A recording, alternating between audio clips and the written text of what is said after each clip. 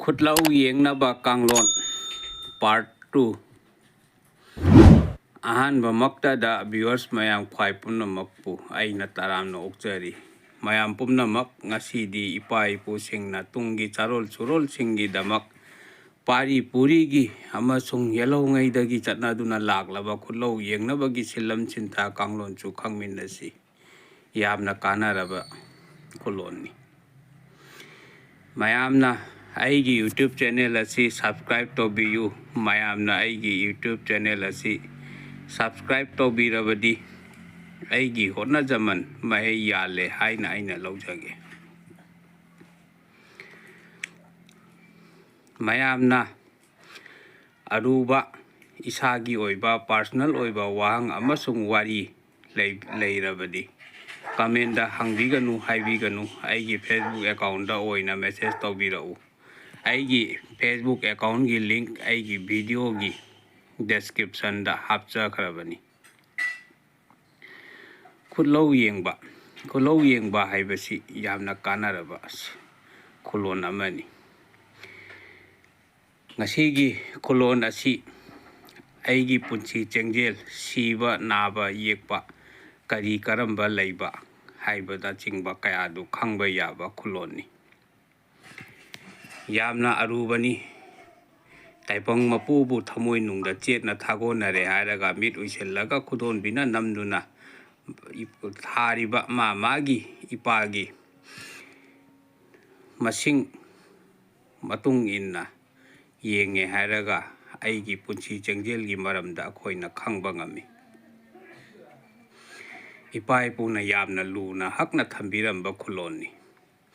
ꯈꯨꯠꯂꯧ ꯌꯦꯡꯕ ꯍꯥꯏꯕ ꯑꯁꯤ ꯌꯥꯝꯅ ꯀꯥꯟꯅꯕ ꯑꯃꯁꯨꯡ ꯏꯄꯥ-ꯏꯄꯨꯁꯤꯡꯅ ꯆꯠꯅꯔꯝꯕ ꯑꯩꯈꯣꯏ ꯏꯁꯥꯅ ꯏꯁꯥꯒꯤ ꯃꯔꯝꯗ ꯈꯪꯕ ꯌꯥꯕ ꯀꯥꯡꯂꯣꯟꯅꯤ꯫ ꯑꯁꯤꯗ ꯄꯤꯔꯤꯕ ꯂꯥꯏꯌꯦꯛ ꯑꯁꯤ ꯃꯤꯠ ꯎꯏꯁꯤꯜꯂꯒ ꯈꯨꯗꯣꯜꯕꯤꯅ ꯅꯝꯂꯒ ꯂꯩꯔꯝꯕ ꯂꯥꯏ ꯑꯗꯨꯅ ꯀꯔꯤ ꯄꯥꯎꯇꯥꯛ ꯄꯤꯕꯤꯔꯤ ꯍꯥꯏꯕ ꯀꯌꯥ ꯈꯪꯕ ꯉꯝꯃꯤ꯫ ꯑꯁꯤꯗ ꯄꯤꯔꯤꯕ ꯈꯨꯠꯂꯣꯟ ꯑꯁꯤ ꯌꯥꯝꯅ ꯂꯨꯕꯅꯤ꯫ ꯁꯝꯅ ꯍꯥꯏꯔꯕꯗ ꯑꯃꯥꯏꯕ ꯑꯃꯥꯏꯕꯤꯅ ꯁꯦꯟꯃꯤꯠ ꯍꯨꯜꯂꯦ ꯍꯥꯏꯔꯒ ꯃꯥꯒꯤ ꯑꯐ ꯐꯠꯇ ꯈꯪꯕ ꯌꯥꯕ ꯑꯗꯨꯒꯨꯝꯕ ꯈꯨꯠꯂꯣꯟ ꯃꯈꯜ ꯑꯃꯅꯤ꯫ ꯈꯨꯗꯣꯜꯕꯤꯅ ꯅꯝꯗ꯭ꯔꯤꯉꯩꯗ ꯇꯥꯏꯄꯪ ꯃꯄꯨ ꯑꯃꯁꯨꯡ ꯑꯩꯈꯣꯏ ꯏꯁꯥꯅ ꯅꯤꯡꯖꯕ ꯃꯄꯨ ꯑꯗꯨꯕꯨ ꯍꯥꯟꯅ ꯊꯃꯣꯏ ꯁꯦꯡꯅ ꯈꯨꯔꯨꯝꯖꯒꯅꯤ꯫ ꯑꯁꯦꯡꯕ ꯄꯥꯎꯇꯥꯛ ꯑꯃ ꯄꯤꯅꯕꯤꯌꯨ ꯍꯥꯏꯅ ꯊꯧꯅꯤꯖꯒꯅꯤ ꯇꯥꯏꯕꯪ ꯃꯄꯨꯗ꯫ ꯀꯔꯤ ꯀꯔꯝꯕ ꯆꯤꯉꯨꯅ ꯀꯔꯤ ꯍꯥꯏꯅ ꯄꯥꯎꯇꯥꯛ ꯄꯤꯕꯤꯔꯤ ꯍꯥꯏꯕ ꯀꯌꯥꯁꯨ ꯃꯌꯥꯝꯁꯨ ꯈꯪꯃꯤꯟꯅꯁꯤ꯫ ꯑꯍꯥꯟꯕꯗ ꯅꯣꯡꯄꯣꯛ ꯅꯤꯡꯊꯧ ꯏꯄꯥꯅ ꯀꯔꯤ ꯄꯥꯎꯇꯥꯛ ꯄꯤꯕꯤꯔꯤ? ꯅꯪꯒꯤ ꯑꯣꯏꯅꯗꯤ ꯌꯥꯝꯅ ꯂꯨꯔꯕ ꯂꯥꯟꯐꯝ ꯑꯃ ꯂꯩꯌꯦ꯫ ꯍꯩꯇ꯭ꯔꯕꯗꯤ ꯑꯋꯥꯐꯝꯗ ꯇꯥꯕ ꯌꯥꯕꯒꯤ ꯑꯀꯤꯕ ꯂꯩꯌꯦ꯫ ꯆꯦꯛꯁꯤꯜꯂꯨ꯫ ꯍꯩꯅ ꯆꯦꯛꯁꯤꯟꯅ ꯍꯣꯠꯅꯔꯕꯗꯤ ꯀꯣꯛꯄ ꯌꯥꯒꯅꯤ꯫ ꯑꯈꯪ ꯑꯍꯩ ꯇꯥꯟꯅꯧꯑꯣ꯫ ꯑꯅꯤꯁꯨꯕꯗ ꯋꯥꯡꯕ꯭ꯔꯦꯜ ꯏꯄꯥꯅ ꯀꯔꯤ ꯄꯥꯎꯇꯥꯛ ꯄꯤꯕꯤꯔꯤ? ꯅꯪꯒꯤ ꯑꯣꯏꯅ ꯍꯧꯖꯤꯛꯃꯛꯇꯤ ꯁꯤꯌꯨ ꯍꯥꯏꯕ ꯂꯩꯇꯦ꯫ ꯑꯗꯨꯝꯅꯗꯤ ꯑꯣꯏꯔꯒ ꯃꯇꯝ ꯈꯔꯗꯤ ꯑꯋꯥꯐꯝꯗ ꯇꯥꯒꯗꯧꯔꯤꯌꯦ꯫ ꯇꯥꯏꯄꯪ ꯃꯄꯨꯕꯨ ꯊꯃꯣꯏꯅꯨꯡꯗ ꯆꯦꯠꯅ ꯊꯥꯒꯣꯜꯂꯣ꯫ ꯅꯪꯒꯤ ꯐꯤꯔꯥꯜ ꯃꯃꯥꯏ ꯆꯨꯝꯒꯅꯤ꯫ ꯃꯄꯨ ꯃꯍꯥꯛꯀꯤ ꯊꯧꯖꯥꯜꯗꯒꯤ ꯅꯪꯒꯤ ꯑꯋꯥꯕ ꯆꯤꯡꯅꯕ ꯄꯨꯝꯅꯃꯛ ꯀꯣꯛꯂꯒꯅꯤ꯫ ꯑꯍꯨꯝꯁꯨꯕꯗ ꯄꯥꯈꯪꯕ ꯏꯕꯨꯙꯧꯅ ꯀꯔꯤ ꯍꯥꯏꯅ ꯄꯥꯎꯇꯥꯛ ꯄꯤꯕꯤꯔꯤ ꯑꯗꯨꯁꯨ ꯈꯪꯃꯤꯟꯅꯁꯤ꯫ ꯅꯪꯒꯤ ꯑꯣꯏꯅ ꯅꯪꯅ ꯈꯜꯂꯤꯕ ꯆꯤꯡꯅꯔꯤꯕ ꯑꯗꯨ ꯑꯔꯦꯝꯕꯅꯤ꯫ ꯅꯪꯒꯤ ꯇꯥꯏꯄꯪ ꯄꯨꯟꯁꯤ ꯆꯦꯡꯖꯦꯜ ꯃꯇꯣꯜ ꯂꯣꯝꯒꯗꯕ ꯈꯔ ꯋꯥꯠꯂꯤ꯫ ꯂꯥꯏꯅꯤꯡ ꯄꯔꯩ ꯆꯪꯉꯨ꯫ ꯁꯤꯗꯕ ꯃꯄꯨꯒꯤ ꯃꯤꯡꯈꯩꯇꯕꯨ ꯇꯠꯇꯅ ꯁꯣꯟꯖꯧꯑꯣ꯫ ꯃꯄꯨ ꯃꯍꯥꯛꯀꯤ ꯊꯧꯖꯥꯜ ꯂꯥꯛꯀꯅꯤ꯫ ꯑꯋꯥꯕ ꯀꯣꯛꯀꯅꯤ꯫ ꯅꯨꯡꯉꯥꯏꯕ ꯌꯥꯏꯐꯕ ꯑꯣꯏꯕꯅꯤ꯫ ꯃꯔꯤꯁꯨꯕꯗ ꯊꯥꯡꯖꯤꯡ ꯏꯄꯥꯒꯤ ꯐꯝꯅꯤ꯫ ꯊꯥꯡꯖꯤꯡ ꯏꯄꯥꯅ ꯀꯔꯤ ꯍꯥꯏꯅ ꯄꯥꯎꯇꯥꯛ ꯄꯤꯕꯤꯔꯤ ꯑꯁꯤꯁꯨ ꯈꯪꯃꯤꯟꯅꯁꯤ꯫ ꯅꯪꯒꯤ ꯑꯣꯏꯅꯗꯤ ꯁꯤꯒꯗꯕ ꯇꯥꯏꯄꯪ ꯄꯨꯟꯁꯤ ꯃꯇꯣꯜ ꯂꯣꯝꯒꯗꯕ ꯌꯥꯝꯅ ꯋꯥꯠꯂꯤ꯫ ꯑꯗꯨꯝꯅꯗꯤ ꯑꯣꯏꯔꯒ ꯁꯥꯒꯩ ꯅꯥꯇꯩꯒꯤ ꯃꯅꯨꯡꯗꯒꯤ ꯑꯁꯤ ꯑꯅꯥꯒꯤ ꯄꯥꯎ ꯇꯥꯕ ꯌꯥꯏ꯫ ꯑꯋꯥ ꯃꯩꯁꯥ ꯂꯥꯡꯉꯨ ꯍꯥꯏꯕ ꯂꯩ꯫ ꯀꯨꯞꯇ꯭ꯔꯦꯡ ꯏꯄꯥꯕꯨ ꯊꯧꯅꯤꯖꯧꯑꯣ꯫ ꯌꯥꯏꯐꯕ ꯑꯣꯏꯒꯅꯤ꯫ ꯃꯉꯥꯁꯨꯕꯗ ꯂꯥꯏꯅꯤꯡꯊꯧ ꯏꯄꯥꯅ ꯀꯔꯤ ꯄꯥꯎꯇꯥꯛ ꯄꯤꯕꯤꯔꯤ ꯑꯁꯤꯁꯨ ꯈꯪꯃꯤꯟꯅꯁꯤ꯫ ꯅꯪꯒꯤ ꯑꯣꯏꯅ ꯁꯤꯒꯗꯕ ꯇꯥꯏꯄꯪ ꯄꯨꯟꯁꯤ ꯆꯦꯡꯖꯦꯜ ꯃꯇꯣꯜ ꯂꯣꯝꯗ꯭ꯔꯤ꯫ kuina sangna taipang chinjak chaduna laikhini laining parei tham taipang mapu koro hanba ipabu chak chetna thagolu matam khara sangna wakhi gadoriya taruk subada kobru ipana kari pautak pibiri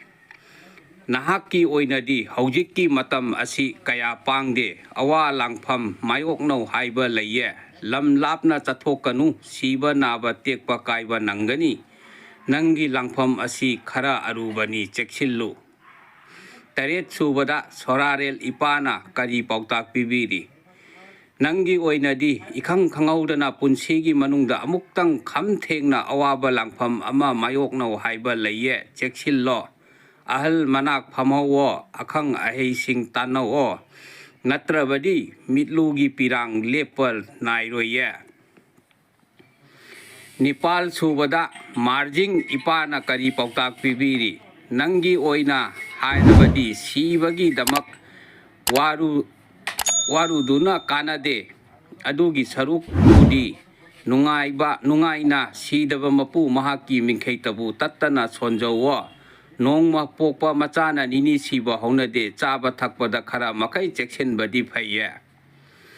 mapal subada mongba hanba ipana kari pautak pibiri nangi oinadi sigadaba matam khara watliye taipang apangba nangna chingnari badu arembani leita laira singi angamba mateng pangduna mapu magi mingkhaitabu tatana solu nongchup lam maikeida chat matam khara chatkanu pangdiye tara subada khori phaba ipana kari takpiri nangna khanjariba chingnariba khudingmak arembani nangi awaba anaba laithung laina koklagani nangi awaba pumba kokpa matam yaurakle nungaiba yaifaba punsi ama phanglagani ngasigidi matang asida aigi video asi loisinjarage asigumba khangbada yamna kanaraba video kaya aigi mathanggi video da atai amuk thangatjarake mayamna aigi video asi like share comment tobirau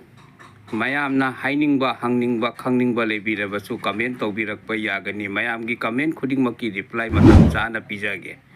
kanglai maitai imana yaifare